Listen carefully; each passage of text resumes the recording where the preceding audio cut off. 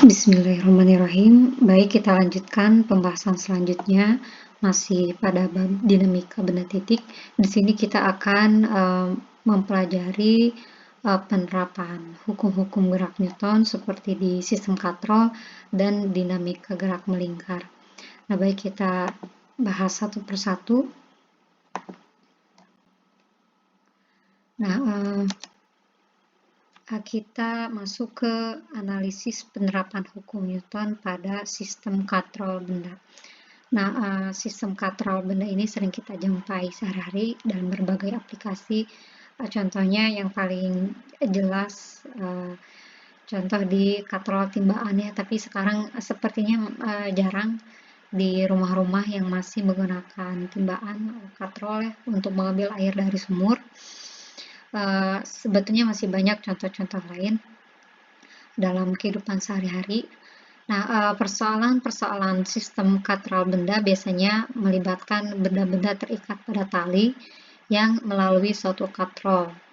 Nah, ada beberapa asumsi yang biasanya digunakan pada persoalan sistem katrol benda sederhana. Ada 4 diantaranya. Yang pertama, massa tali diabaikan. Jadi dianggap massa tali itu jauh lebih kecil dari massa benda. Yang kedua, tali tidak meregang, artinya konstan, tidak elastik. Yang ketiga, massa katrol diabaikan, artinya massa katrol jauh lebih kecil dari massa bendanya, sama seperti massa tali yang diabaikan. Yang terakhir, gesekan katrol dengan porosnya diabaikan juga, artinya katrol dapat berputar bebas pada porosnya. Nah, di sini ada ilustrasi benda yang ditarik melalui suatu tali dan katrol. Nah, di gambar A kita lihat ada benda yang ditarik lewat dengan menggunakan tali ya, dengan tangan kita tanpa katrol. Nah, di gambar B benda itu ditarik melalui katrol ya, dengan bantuan katrol. Di sana digambarkan pula ada gaya tegangan pada tali dan besar gaya yang dihasilkan ya. Nah, ketika sebuah benda ditarik melalui sebuah tali, seperti yang dilihat dari gambar 1.A, maka akan timbul tegangan pada tali tersebut ya. Di sana dituliskan vektor gayanya T ya, arahnya berlawanan, yang mana memiliki besarnya sama ya, meskipun arahnya berlawanan. Nah, kemudian apabila sebuah katrol dengan asumsi massa dan gesekan katrol dengan porosnya diabaikan, seperti pada gambar 1B, maka tegangan pada kedua ujung tali akan memiliki besar yang tetap sama. Nah, dengan demikian, katrol dan tali hanya berperan sebagai penghubung benda-benda atau penyalur gaya dari benda-benda tersebut. Nah, kita masuk ke contoh soal. Yang pertama, sebuah balok bermassa 20 kg terikat pada tali yang melalui 2 buah katrol, seperti pada gambar di bawah ya. Massa tali diabaikan dan tali tidak meregang. Massa dan gesekan katrol diabaikan. Berapa gaya F yang harus diberikan agar balok diam? Tentukan pula tegangan tali pada sistem katrol tersebut. Nah, di sana ada kata kunci diam, berarti kita menggunakan hukum Newton 1. Nah, oke, baik, kita gambarkan terlebih dahulu bagaimana penggambaran diagram bebas, diagram gaya-gaya yang ada pada sistem katrol tersebut. Oke, kurang lebih seperti ini diagram gayanya. Jadi ada 2 katrol, katrol A dan katrol B. Di sana ada talinya ya, ada tali yang mana di sana sebagai penyalur gaya, ada tegangan-tegangan atau kita sebut gaya.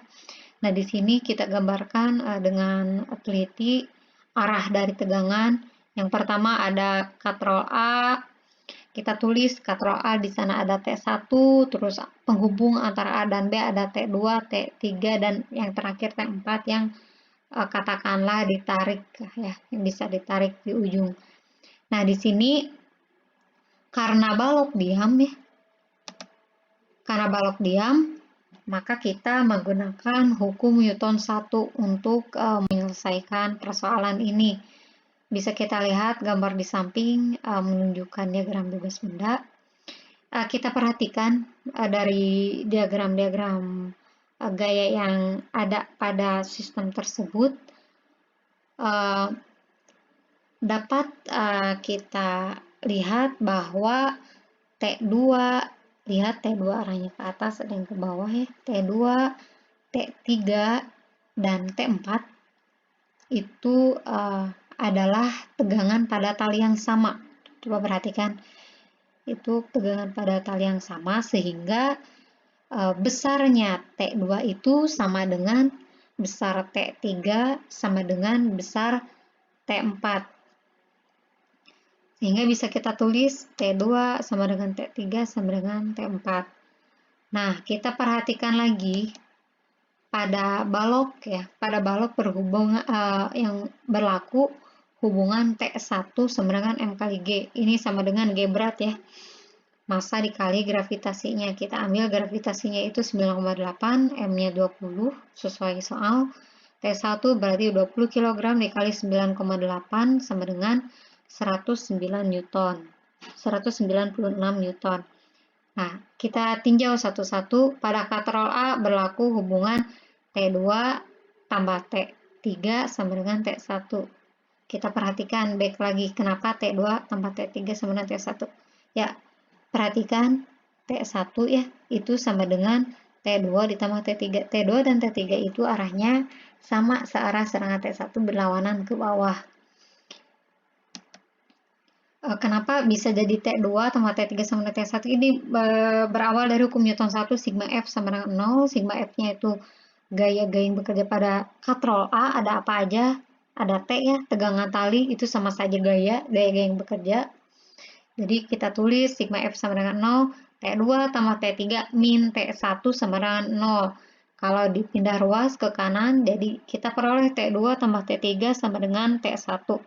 Nah, seperti yang sudah dikatakan tadi hubungan T2, T3, T4, berarti T2 ini sama dengan T3, berarti kita tulis 2T2 sama dengan T1 sama dengan 196, T1 sudah kita cari, maka bisa kita peroleh T2 sama dengan T3 sama dengan T4, karena T2 sama dengan T1, T2-nya bisa kita cari berapa, karena 2T2 sama dengan T1 berarti pindah ruas, T1-nya 196 dibagi 2, diperoleh T2 sama dengan 98 Newton. Nah, itu untuk katrol A. Nah, kita tinjau di katrol B. Kita peroleh T5 sama dengan T2 tambah T3 tambah T4. Back to gambar. Nah, tadi T5 arahnya ke atas, T5 sama dengan T2 tambah T3 tambah T4. Di sini arahnya berlawanan, T5 ke atas, T2 ke bawah ya. Perhatikan T2, T3, T4.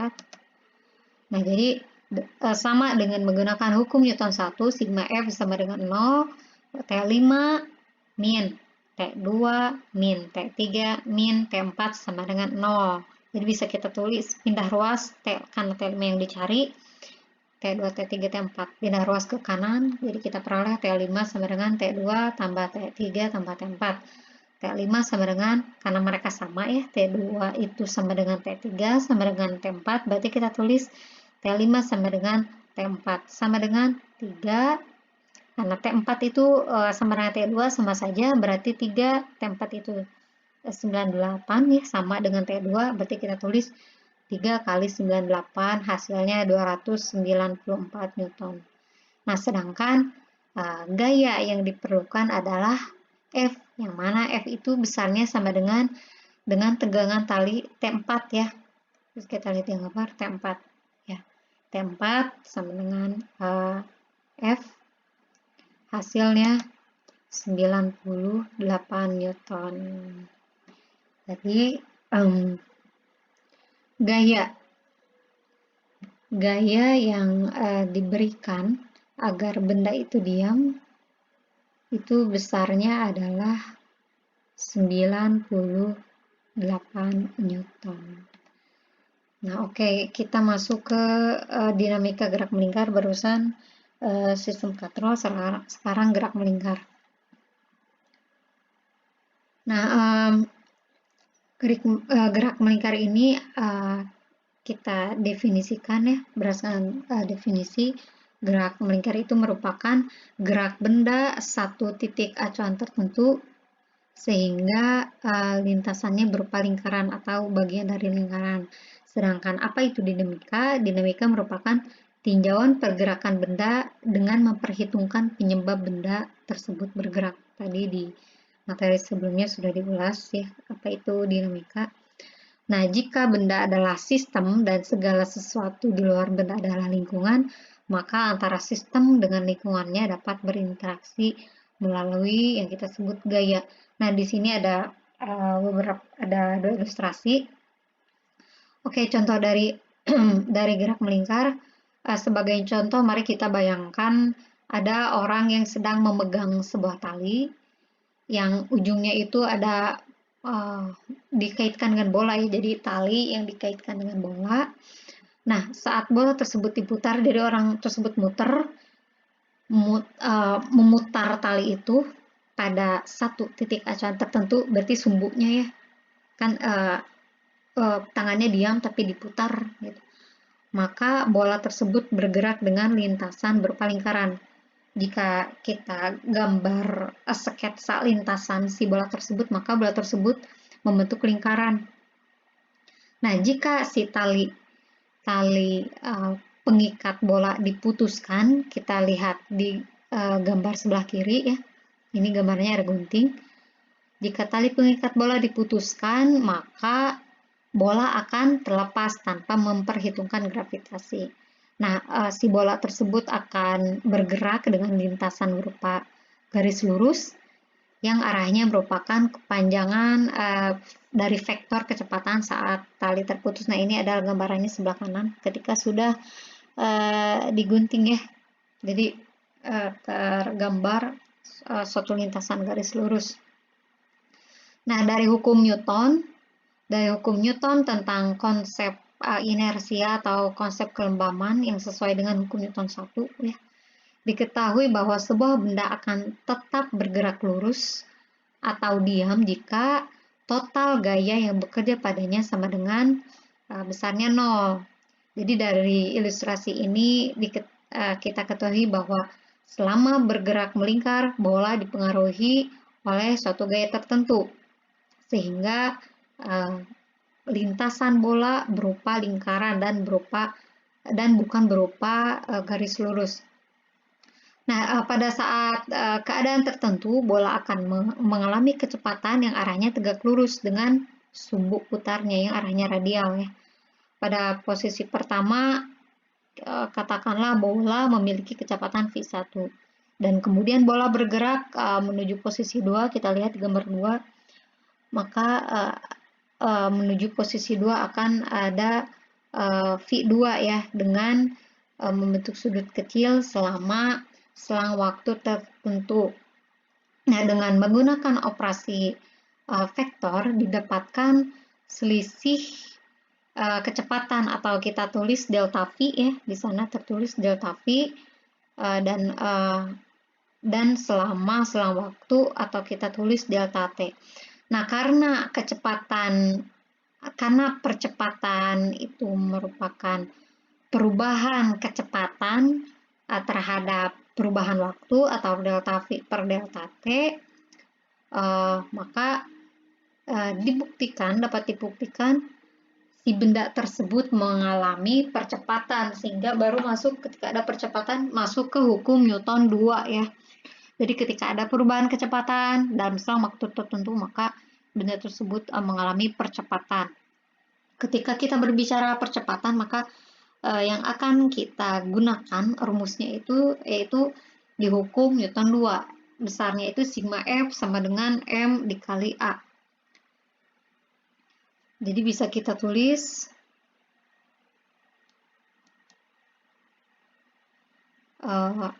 A sentripetal sama dengan V kuadrat per R. Ini dari mana? Ini ada hubungannya dengan gerak lurus, antara gerak lurus dan gerak melingkar. Yang mana contohnya hubungan gerak lurus dan gerak melingkar ketika mencari posisi, berarti E sama dengan theta kali R. Mencari kecepatan V sama dengan omega kali R.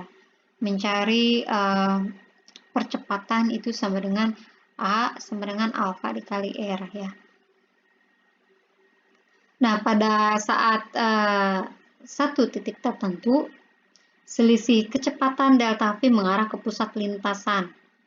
Mengarah ke pusat lintasan artinya menuju ke pusat ya, makanya kita kenal istilah sentripetal. Sentri berarti ke center, ke pusat yang berbentuk lingkaran. Nah, hal ini pun berlaku pada setiap titik pada lintasan bola yang berbentuk lingkaran ya. Karena percepatan adalah vektor, demikian juga dengan kecepatan. Maka vektor percepatan akan memiliki arah yang sama dengan vektor kecepatan, yaitu mengarah ke pusat lingkaran. Nah, kemudian dengan mengacu pada hukum Newton yang menyatakan bahwa gaya itu merupakan perkalian antara massa dan percepatan, maka gaya pun mempunyai arah yang sama dengan arah percepatan benda, yaitu mengarah ke pusat lingkaran. Nah, percepatan dan gaya ini selalu mengarah ke pusat lingkaran seperti yang kita sebut dengan percepatan sentripetal atau gaya sentripetal. Nah, dari kata sentripetal itu terdiri dari dua kata ya. Di sana istilah sentripetal, sentri artinya center dan petal artinya seeking ya. Hal ini berarti kecepatan atau gaya yang selalu mencari pusat lingkaran atau selalu berarah ke pusat lingkaran, sehingga bisa kita peroleh besar percepatan sentripetal sendiri adalah A sama dengan V kuadrat per R. Nah, dengan V ini merupakan besar kecepatan dan R adalah jari-jari lintasan benda terhadap sumbu putar ya. Sehingga dengan menggunakan hukum Newton, F sama dengan M kali A, kita peroleh gaya sentripetalnya sama dengan M massa benda dikali A sentripetalnya. A sentripetalnya V kuadrat per R. Berarti bisa kita tulis ulang, F sentripetal sama dengan massa dikali V kuadrat per R. Nah, jika kita tinjau contoh bola yang dikaitkan dengan tali dan kemudian diputar seperti yang digambarkan di gambar kiri ya, maka besar percepatan sentripetal A yaitu V kuadrat per R, dengan M merupakan massa bola dan R-nya adalah jari-jari lintasan pergerakan bola, dan gaya sentripetalnya itu pada kasus ini adalah tegangan talinya ya, tegangan tali yang merupakan gaya yang bekerja pada bola yang menarik bola ke pusat lingkaran. Nah, contoh lain di sini contoh pergerakan bulan yang mengelilingi bumi ini contohnya. Jadi ada bulan ya, ada bulan memberikan ada muncul gaya sentripetal yang mengarah ke pusat bumi dan kecepatan lintasannya ya. Dan begitu ada jarak antara pusat lingkaran ke garis edar bulan, kita sebut R.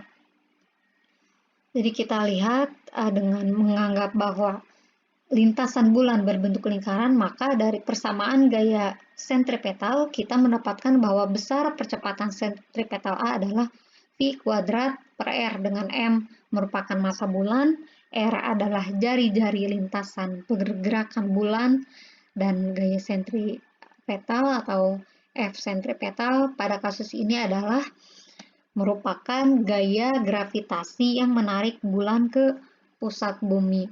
Nah, contoh lain, ini ada sebuah mobil ya. ada sebuah mobil yang bergerak dengan lintasan berupa lingkaran.